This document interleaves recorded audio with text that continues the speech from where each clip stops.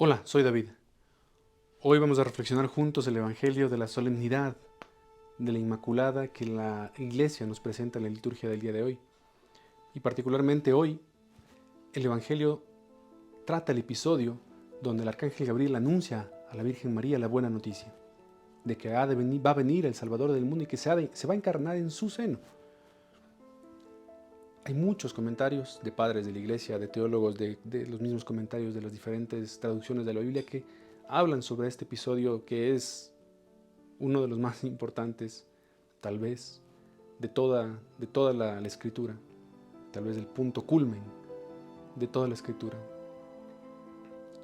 Y la reflexión de hoy no pretende aumentar nada más, simplemente hacer una reflexión, una meditación que nos puede servir a cada uno de nosotros de vivir con, con algo mucho más concreto en nuestra vida cotidiana.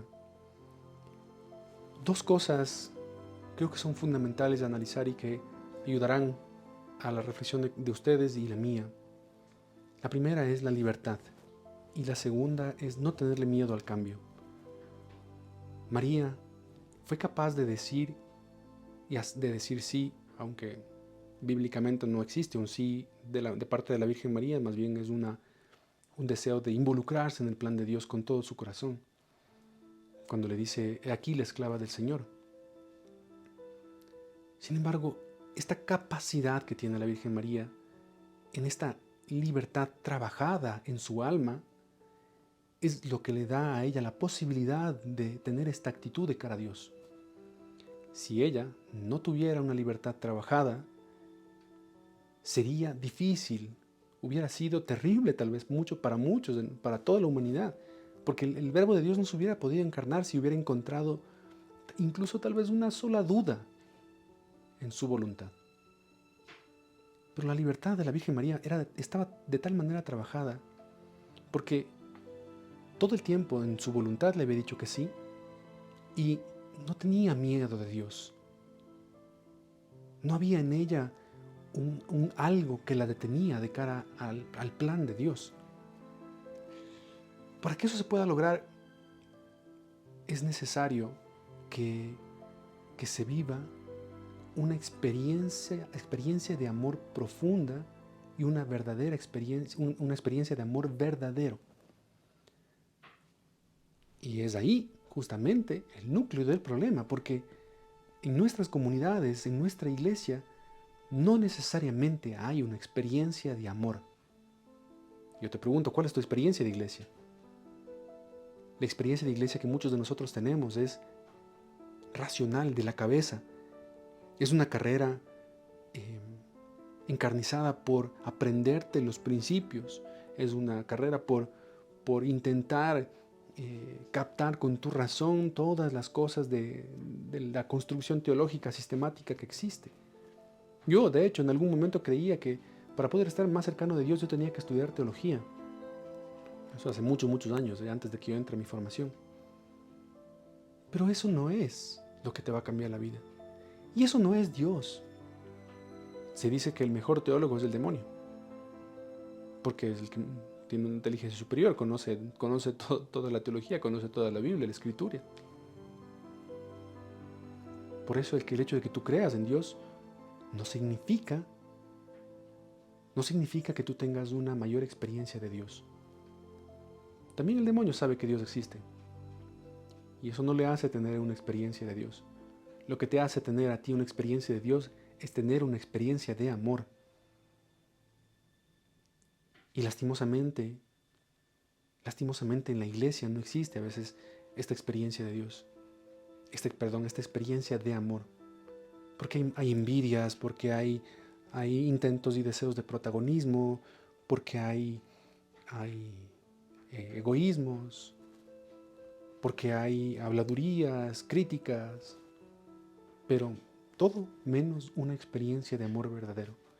Si tuviéramos una experiencia de amor verdadero, no solo en la iglesia, sino en nuestras familias, Dios habitaría en nuestras casas. Ahora que estamos viviendo ya huele a Navidad.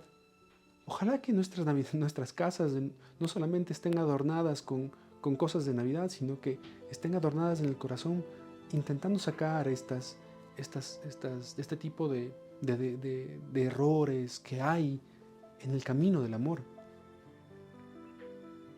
Ojalá que tú, ojalá que yo, que todos nosotros nos llenemos de esta experiencia de amor, que no le tengamos a vivir una experiencia de amor, no le temamos a vivir esta experiencia que el Señor nos llama a tener, porque a veces nos da miedo que este esfuerzo que hemos hecho durante mucho tiempo en nuestra vida de intentar poner cada uno de los pedacitos del corazón, porque muchos de nosotros nos han roto el corazón y de diferentes formas y maneras, y este esfuerzo que hemos hecho por poner todo junto en este corazón se nos desbarate.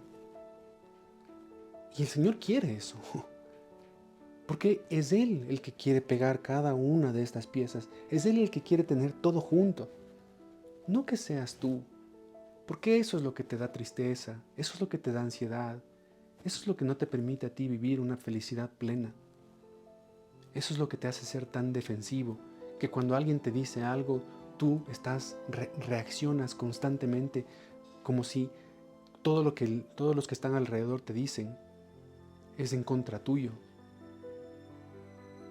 Por eso es que, a ejemplo de la Virgen María, que tenía la capacidad de decir que sí, que tenía esta gran libertad, esta libertad trabajada, en ella no había un miedo al plan de Dios. La segunda cosa, ella no tenía miedo al cambio. Ella estaba justamente en el periodo donde había sido prometida ya a José y el matrimonio con José. Entonces, este periodo, que era un periodo de prueba, según la tradición judía, evidentemente no podían tener relaciones sexuales. Era un periodo donde tenían que conservarse más.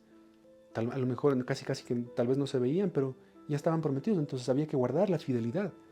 Y justo en ese tiempo, en ese lapso, viene este tal Arcángel Gabriel a anunciarle a María.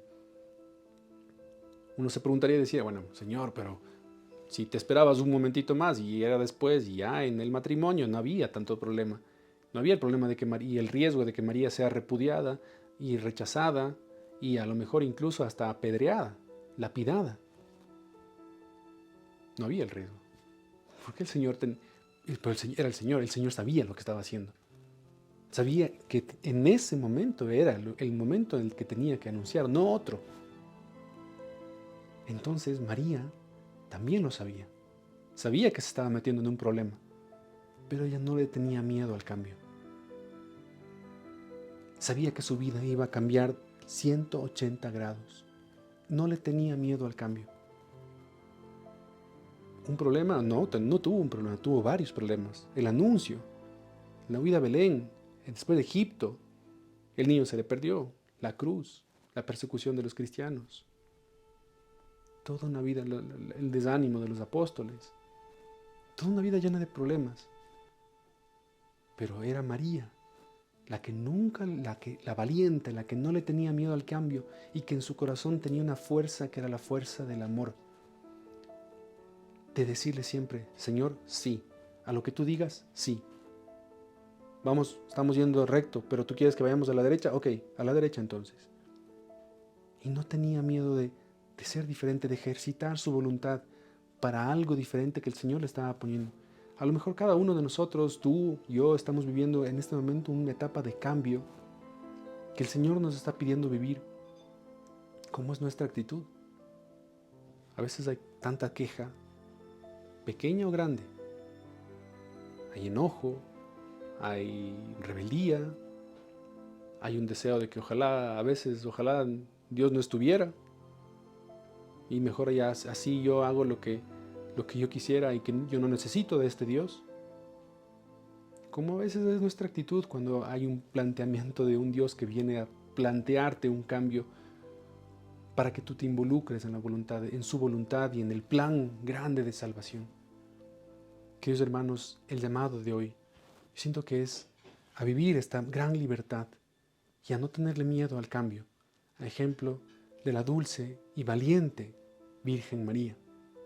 Que el Señor nos dé la gracia de vivir así, no metidos en nosotros mismos, sino mirando trascendentemente a un Dios que todo el tiempo nos está hablando. En el nombre del Padre, y del Hijo, y del Espíritu Santo. Amén.